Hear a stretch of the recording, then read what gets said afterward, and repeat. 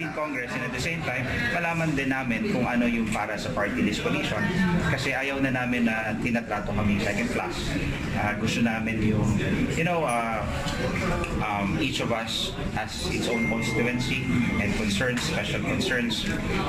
Kailangan din namin na matrato kami bilang equal members of the House of Representatives. And right now we have 45 members in attendance. This is strong enough.